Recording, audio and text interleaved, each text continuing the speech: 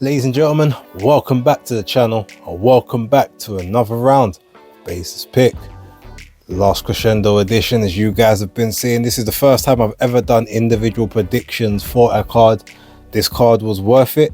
I don't know if I'm gonna be doing this moving forward, but maybe if you guys prefer it and you put in the comments that this is what you want moving forward, or on the casual streams, then maybe I have to consider it. But with that being said, we're actually going to do this one a little bit different with all of the news that kind of came out yesterday, especially with, the withdrawal of Daniel Dubois and now the emergence of Martin Bakole. We're going to do that video last, and now we're going to talk directly about Artur Beterbiev versus Dmitry Bivol 2, the rematch. First time around, if you guys remember, I stated that my prediction was that Dmitry Bivol would win the fight and would win it by stoppage.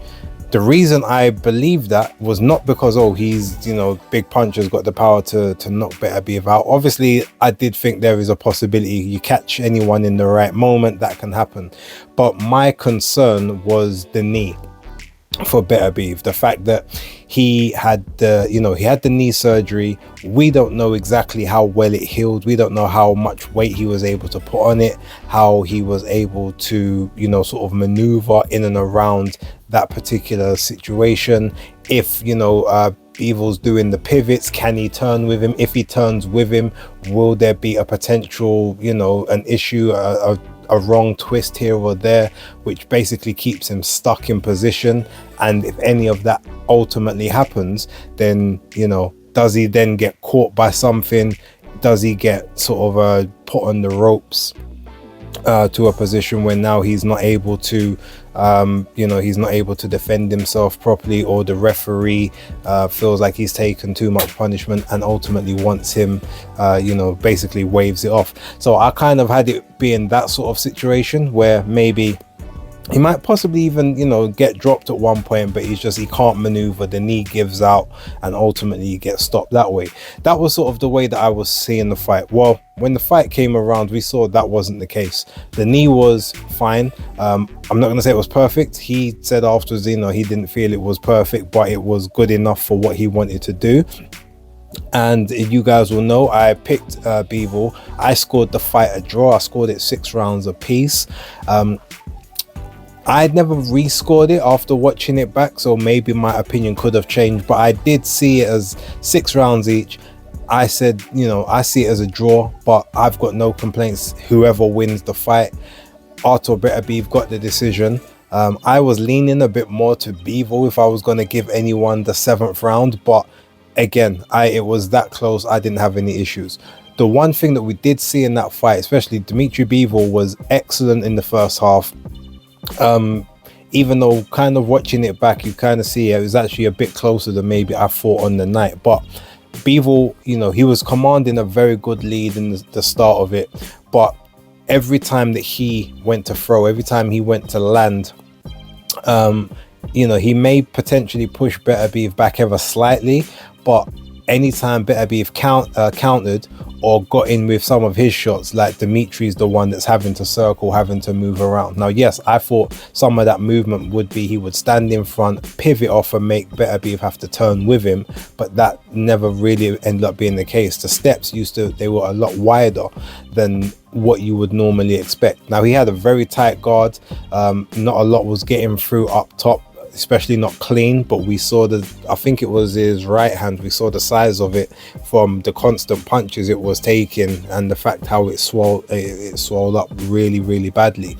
And every time Beterbiev basically did something in the round, you saw the clear movement and the clear discomfort from Dmitry Bivol.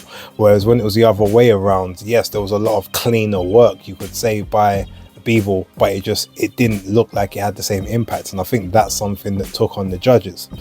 In this fight, Dmitry Bivol said, I need to be better, I need to throw more punches, I need to have better conditioning, and I need to be more clear in my work. This tells me that Dmitry Bivol is going to he's going to hold his feet a little bit more in this fight, more so than he did in the first fight.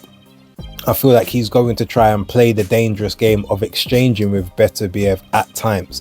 He won't be, naive and feeling like he can just exchange and he can go blow for blow in every moment, but I feel like he's going to take a few more chances this time than he did the first time, because the first time he believed that he was perfect. He believed he did enough to win.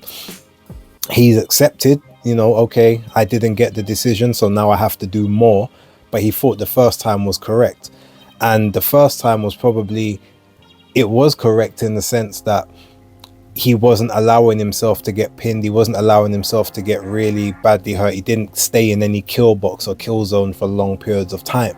But in doing so, he gave up ground and conceded ground. So now, does he want to try and step more on the gas? Does he want to try and run those red lights a little bit more, take more chances, especially in the first half of the fight?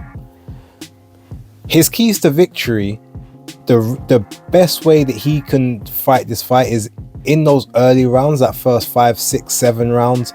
Box and move, don't engage, like 1-2 shots at a time, get out of there, 1-2 shots at a time, get out of there, dig to the body, see if you can slow Beterbiev down as well.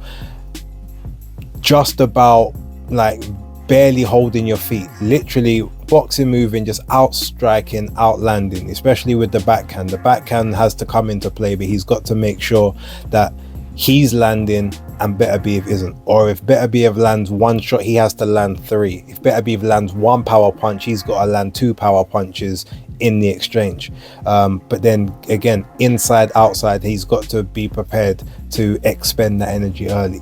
But then between rounds 8 to 12, so those last 5 rounds of the fight, when Beterbiev is going to start to try and build up a head of steam, he's got to try and meet him. Yes, he's got to be smart. He's got to back off when the opportunity presents itself, but he has to fight him. He has to box him in the first half to 2/3 of the fight, and then he has to fight him in the second, that second third, or that last third of the fight, understanding that obviously there is a risk that is associated with that, especially with the guy that's coming forward. On the other side, you've got Artur Beterbiev, who won the first fight, and basically he won that first fight by doing just that bit more per round. Now he was looking, and I think the reason he actually did that is he was looking for those dangerous, those shots that were going to end the fight.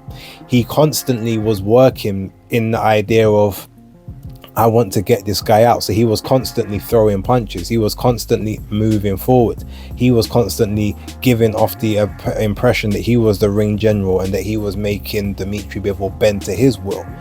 Bivol may have had good moments. He would have like a good 20-30 seconds, maybe even 40 seconds, but then Beterbiev would have a good minute and 20, minute 40, and then maybe Bivol in that, somewhere in there, might have another 15 to 20 seconds, 30 seconds of good work, but then Beterbiev would intentionally finish the round strong as well, to say, I'm going to take all of your energy from you, especially at the end of this round. You might think you can recover in the next minute. We're going to go again. It's going to be the same thing. You're going to feel this power. You're going to feel this pressure, and you will wilt.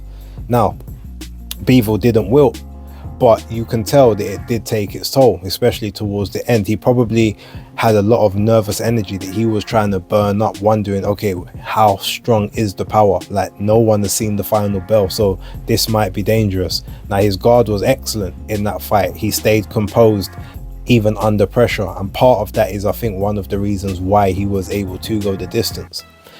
Now, the benefit that he's going to have is that he's experienced the power now. He knows what it's like, so he doesn't have to fear it. He has to be aware of it. He has to be worried about it to a lesser extent. Like, there is a worry that you have which keeps you sharp and keeps you switched on. But the same adrenaline dump and adrenaline rush he would have had in the first fight, he won't have in this one, because he knows what to expect. That being said, he knows what to expect. He took it the first time around, but maybe now the psychological thing is, I did take it, but look what it did to me. I don't want to take that again. So I need to do things to avoid that. And I think that is something that could play into Artur Beterbiev's hands. Now, again, you guys know I picked Bivol, and on any normal circumstance, I would be picking Bivol again to win this fight. The issue I have is the fact that he said, I have to do more, I have to be better, I have to throw more punches, I have to have better cardio, I have to have better conditioning. That more leads to the fact that he's not planning to box and move the way he did in the first fight. He feels like he has to change something to guarantee the victory. And I think with him trying to change something, he may have a lot more success, especially in that first half, maybe even towards the part of the second half. But I feel like he's going to leave himself open to get countered.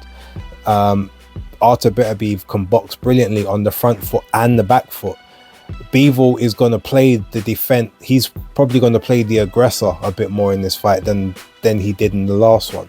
He won't. I don't feel like he's going to stay fully engaged and fully right in front of Beterbiev, like, you know, to make him throw out of range and then counter. I think he's actually going to try to step to him and push him back. But pushing him back is how Joe Smith Jr. got laid out. You know, trying to push him back is how Anthony Yarde got spun, duped into corners and basically beat up throughout the majority of that fight. Trying to push him back is, you know, and obviously giving him the cut is what caused the issue with what's his name, Marcus, surname is escaping me off the top of my head, Marcus Brown. Yeah, so, you know, and then essentially it's the same thing when, you know, Vojtic tried to push him back and then got hit with one of those counters, and then he ended up getting pushed back and ended up getting stopped. And these are like the best people that, you know, that was in the ring with Artur Beterbiev. So I say all of that to say this: as much as I feel like Dmitry Bivol has to change more than Beterbiev, but he doesn't have to change as much as I think in his mind he thinks he does.